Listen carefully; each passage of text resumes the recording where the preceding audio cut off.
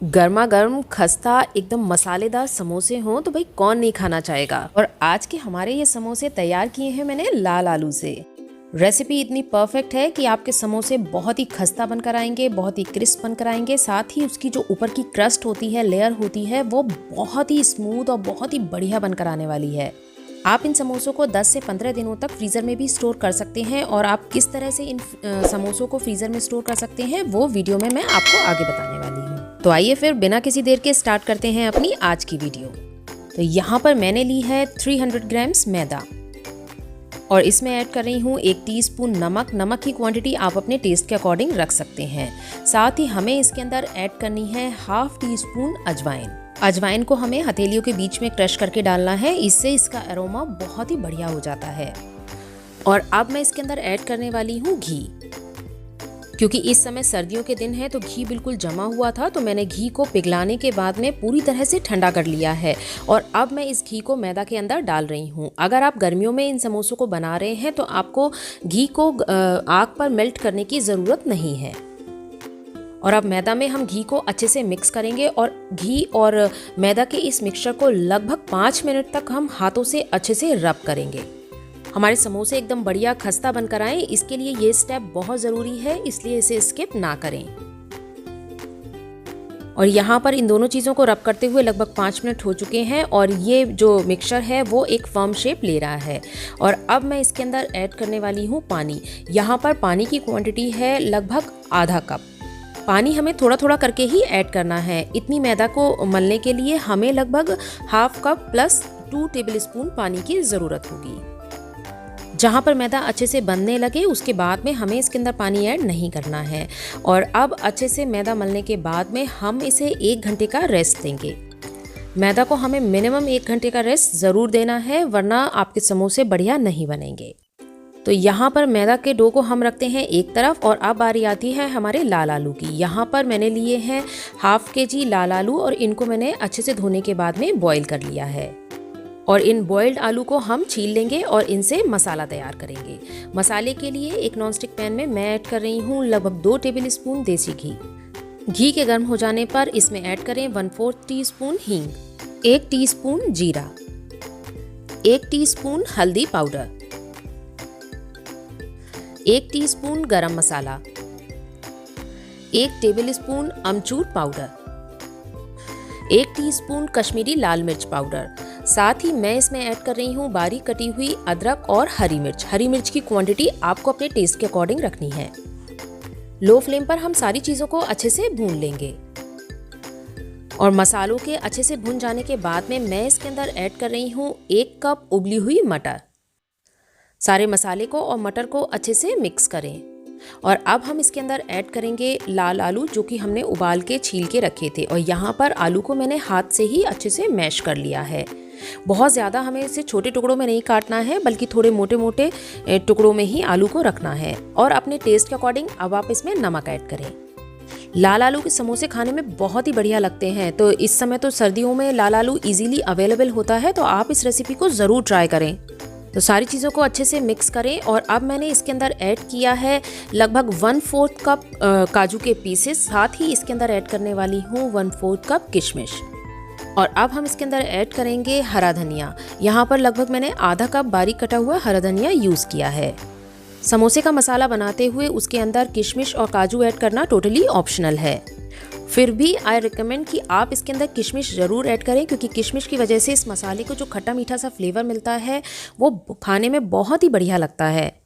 तो सारे मसाले को हम लगभग 5 मिनट तक लो फ्लेम पर भून लेंगे। और एक बार मसाला तैयार होने के बाद में हम इसे पूरी तरह से ठंडा होने देंगे। तो मसाला बनने के बाद में एक बार इसे आप टेस्ट ज़रूर कर लें, ताकि आपको नमक या अमचूर की अगर किसी चीज़ की भी ज़रूरत लग रही है तो आप इस पॉइंट पर इसके अंदर ऐड कर दें। इधर हमने जो डो तैयार किया था उसे भी 1 घंटा हो चुका है। वापस से हम इसे थोड़ा सा स्मूथ कर लेते हैं। अच्छे से स्मूथ करने के बाद में हम इसे छोटे पोर्शंस में डिवाइड कर लेंगे। आपको कितनी बड़ी साइज़ की लोई रखनी है वो इस बात पर डिपेंड करती है कि आप जो समोसे बनाने जा रहे हैं उसका साइज़ आप कितना बड़ा रखना चाहते हैं।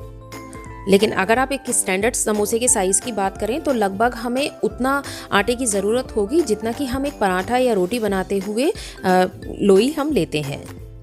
क्योंकि समोसों के लिए जो हम रोटी या चपाती जैसा हम बेलते हैं वो बहुत ज़्यादा पतला नहीं बेलते हैं, ना तो वो बहुत ज़्यादा थिक होता है ना ही बहुत ज़्यादा पतला होता है। तो लोई का साइज़ हमें उसी अकॉर्डिंग रखना है।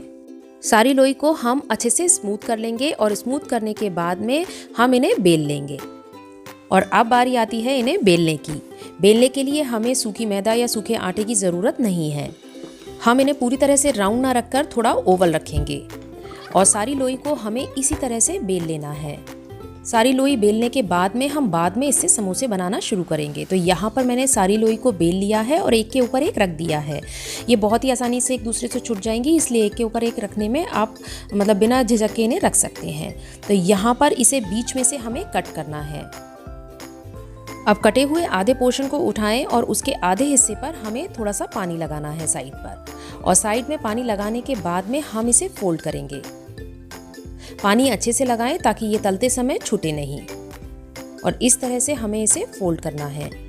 इसकी टिप को ज़रूर अच्छे से बंद कर दें वरना ये तलते समय खुल भी सकती है। और इस तरह से ये एक कोन की शेप ले लेगा। और अब हम इसके अंदर रखेंगे मसाला। अच्छे से मसाला हम इसके अंदर भरेंगे, लेकिन मसाले को हमें ऊपर तक नहीं भरना है क्योंकि अभी ऊपर से भी हमें इस समोसे को बंद करना है। तो अच्छे से मैंने इसे प्रेस कर दिया है और अब इसके किनारों पर वापस से मैं थोड़ा सा पानी लगा रही हूँ। और पानी लगाने के बाद में हम जॉइंट के ठीक सामने वाले पोर्शन को इस तरह से प्लीट देंगे और आपस में इन दोनों पोर्शंस को चिपका देंगे। यानी प्लीट और जो जॉइंट वाला पोर्शन है वो ठीक आमने सामने होगा। जब आप इस तरह से समोसे बनाते हैं तो वो देखने में बहुत सुंदर लगते हैं। और हथेलियों के बीच में इस तरह से रखते हुए इसे हल्के से प्रेस करें और ये आ गया एकदम स्टैंडिंग समोसा। तो यहाँ मैंने रख दिया इसे ट्रे के अंदर, और बाकी का अभी दूसरा समोसा मैं आपको फिर से बना के दिखाती हूँ कि हमें किस तरह से इसे बनाना है। देखिए भाई, डो हमने बहुत अच्छे से तैयार किया, बहुत अच्छे से मसाला तैयार किया। अब इसके बाद अगर आपने इसे बनाने में कोई गड़बड़ करी तो ये तलते समय बहुत दिक्कत करने वाले हैं और सारा ऑयल इसके अंदर आ सकता है। इसलिए इस स्टेप को ध्यान से देखें और बहुत ही सावधानी के साथ में आपको इन्हें बनाना है। बहुत ही सिंपल है बनाना। पानी अच्छे से लगाएं, अच्छे से प्रेस करें, अच्छे से मसाला डालें, वापस से पानी इसके ऊपर लगाना है और फिर इसे हमें सील कर देना है।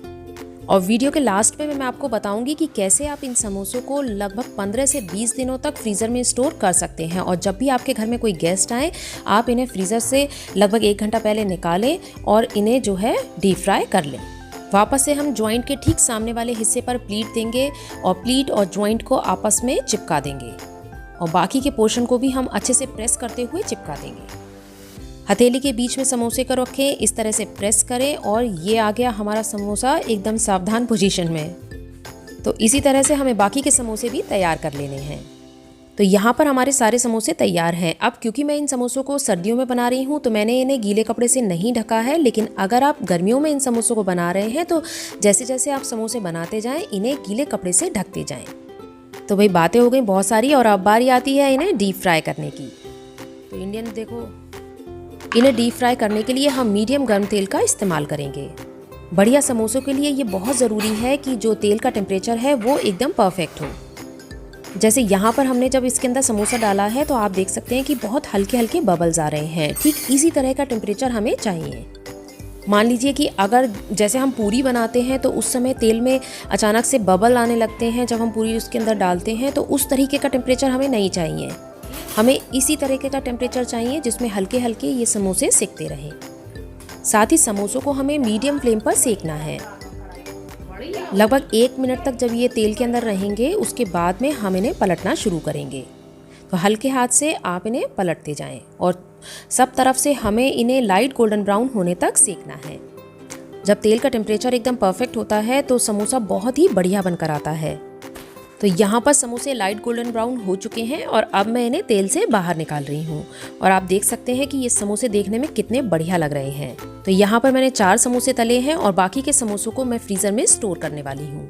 फ्रीज़र में स्टोर करने के बाद में किस तरह से आपको समोसों को बाद में तलना है वो मैं आपको वीडियो के लास्ट में बताने वाली हूँ। पहले हम देखने वाले हैं कि हमारे ये समोसे बनने के बाद में कैसे लग रहे हैं।